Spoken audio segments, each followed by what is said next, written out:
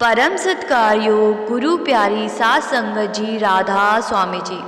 संगत जी, आज की साखी बहुत ही खास है।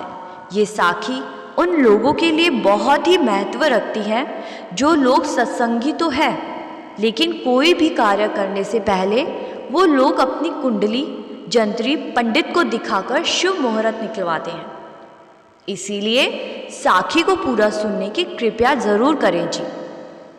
आगे बढ़ने से पहले आपसे विनती है जी, रूहानियत से जुड़े इस चैनल को सब्सक्राइब करके हमें सहयोग करें जी। हमारा उद्देश्य ज़्यादा से ज़्यादा लोगों को सद्गुरु की महिमा के बारे में बताना और भक्ति की ओर लगाना है जी। चलिए साखी शुरू करते हैं। सात संगत जी, ये बात श्री गुरु महाराज दीनदयाल जी के समय की है।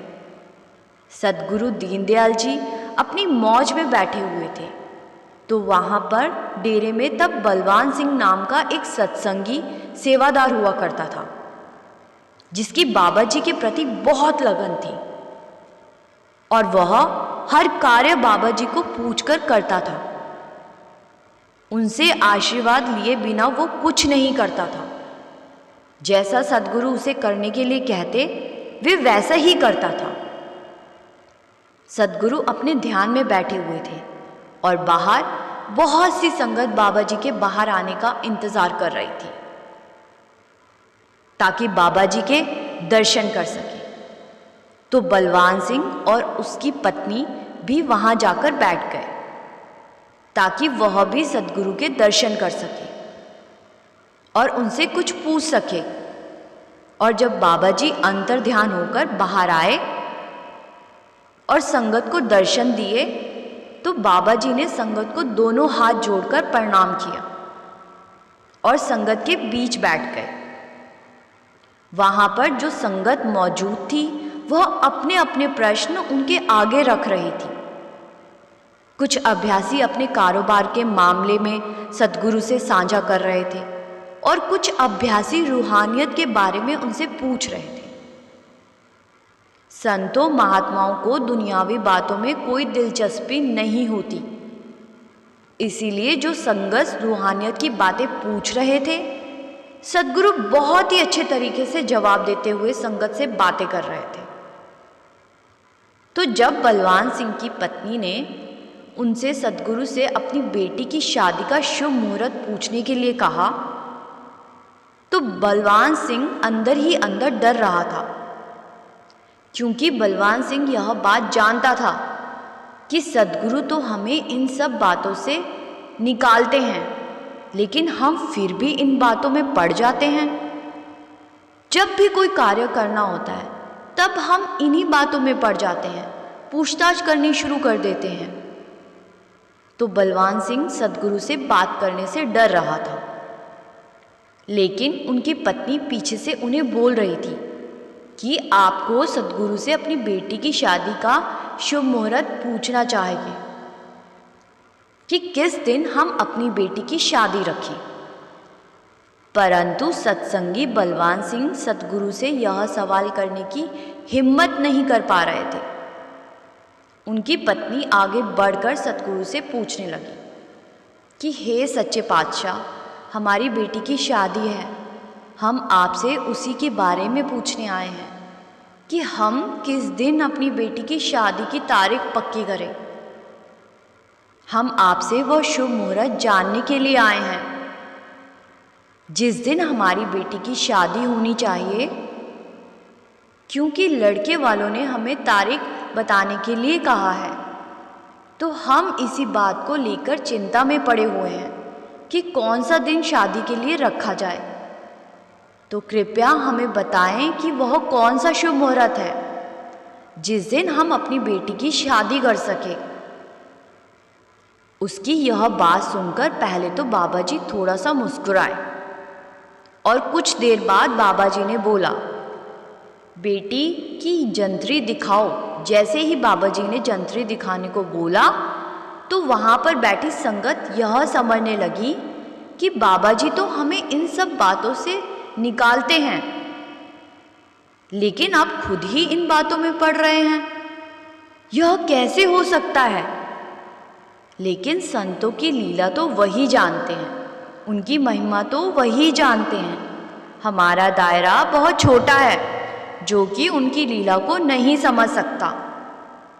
तो जब सतगुरु ने जंतरी मांगी तो बलवान सिंह की पत्नी ने जंतरी बाबा जी के हाथ में दे दी। तो बाबा जी ने उसे देख रहे थे और सभी संगत की निगाहें बाबा जी पर थी कि बाबा जी क्या कहने वाले हैं। तो वहाँ पर बैठे बलवान सिंह को भी लगने लगा कि शायद बाबा जी शादी की तारीख बताने वाले हैं। और वहाँ पर बैठी और भी संगत यही समझ रही थी। तो जब बाबा जी जंतरी देख रहे थे तो वहाँ पर बैठे एक सत्संगी ने बाबा जी से सवाल कर दिया कि बाबा जी, आप तो हमें इन बातों से निकालते हो और अब आप ही इन बातों में पड़ रहे हो। यह आपकी क्या लीला है, कृपया हमें भी बताएं। तो बाबा जी ने उस सत्संगी के प्रश्न का जवाब देते हुए कहा कि मैं यह जंतरी इसलिए देख रहा हूँ ताकि मैं इस जंतरी में देख सकूं कि इसमें कौन से शुभ मुहूर्त है और कौन से अशुभ बताए गए हैं। और जो अशुभ मुहूर्त होंगे जिनको इस जंतरी ने अशुभ बताया है, मैं उन्हें उनमें से ही एक तारीख ढूंढकर इनको दूंगा ताकि वो उसी दिन अपनी बेटी की शादी कर सके। बाबा जी की यह बात सुनकर सभी संगत हैरान रह गई कि बाबा जी यह क्या कह रहे हैं, जबकि हम तो कुछ और ही सोच रहे थे। तो वह सत्संगी फिर से बाबा जी से सवाल करता है कि सच्चे पातशाह, हमें कुछ समझ नहीं आया, कृपया हमें विस्तार से बताएं कि आप क्या कहना चाहते हैं।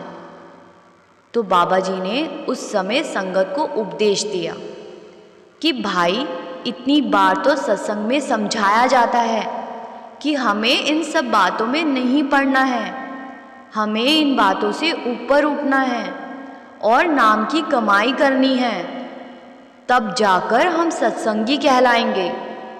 लेकिन हम कहाँ मानते हैं, फिर भी वही बातों में पड़ जाते हैं जिनमें हमें पड़ना ही नहीं चाहिए, क्योंकि मालिक के बने हुए सभी मुहूर्त शुभ ही हैं। यहाँ पर शुभ और अशुभ की कोई बात ही नहीं है। ऐसा कोई भी मुहूर्त नहीं है जो अशुभ है। क्या वह मालिक हमारे लिए कुछ अशुभ कर सकता है? याद रखो, मालिक ने तो सब कुछ शुभ ही बनाया है, लेकिन हम फिर भी नहीं मानते, फिर भी उन्हीं बातों में पड़ जाते हैं जिनमें पड़ने से मना किया जाता है। मालिक का बनाया हुआ हर सेकंड, हर मिनट, हर दिन शुभ है। उसकी बनाई हुई हर चीज़ शुभ है।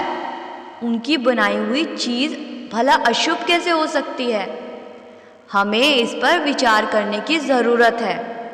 इसीलिए इस जंतरी से वह अशुभ मुहूर्त ढूंढ रहा था जो इसके मुताबिक बताया गया है, ताकि वह तारीख जो इस जंतरी में अशुभ बताई गई है वह मैं इनको बता सकूं।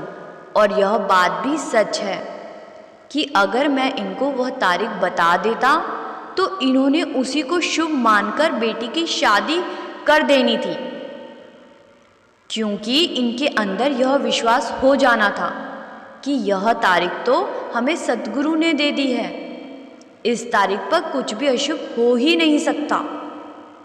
जबकि यह किसी भी तारीख को अपनी बेटी की शादी कर सकते हैं, तब भी कुछ अशुभ नहीं होगा, क्योंकि जो मालिक को याद करके किसी कार्य की शुरुआत करते हैं उनके काम में बाधा पड़ ही नहीं सकती। और अगर कभी कोई विपत्ति या बाधा पड़ भी जाए तो उसके पीछे भी कोई कारण अवश्य होता है, क्योंकि अगर हमारा कोई कार्य बिगड़ जाता है, कोई काम नहीं बनता, तो उसके ना बनने के पीछे भी मालिक की कोई ना कोई रज़ा ज़रूर होती है, जो हमें तब तो समझ में नहीं आती, लेकिन समय के साथ साथ हमें समझ आने लगती है कि उस समय जो भी हुआ था अच्छा ही हुआ था, क्योंकि मालिक जो भी करता है ठीक ही करता है। वह किसी का बुरा नहीं करता। मालिक सबकी संभाल करता है। बात है तो केवल मालिक पर विश्वास की। हमें उसकी रज़ा को समझने की ज़रूरत है, उसके हुक्म में रहने की ज़रूरत है और शुभ अशुभ वाली बातों से ऊपर उठकर उसके नाम की कमाई करने की ज़रूरत है। बाबा जी की बातें सुनकर बलवान सिंह और उसकी पत्नी की आंखें खुल गई और उन्होंने वो जंतरी बाबा जी के सामने ही फाड़ दी और बाबा जी से आशीर्वाद लेकर अपनी बेटी की शादी की तारीख पक्की कर दी। संगत जी, जब हमें पूर्ण गुरु मिल गया है तो हम फिर भी कभी कभी क्यों भटक जाते हैं, क्यों इन जंत्रियों कुंडलियों के चक्कर में पड़ जाते हैं। हमें कोई भी कार्य की शुरुआत करने से पहले सिर्फ अपने सद्गुरु का स्मरण करना चाहिए, उनसे आशीर्वाद लेना चाहिए। काम अपने आप बनते चले जाएंगे। साध संगत जी, आपको साखी अच्छी लगी तो साखी को उन सत्संगी भाई बहनों के साथ ज़रूर साझा करें जो सतगुरु को भी मानते हैं और ज्योतिषी पंडितों को भी। गुरु प्यारी साध संगत जी, राधा स्वामी जी।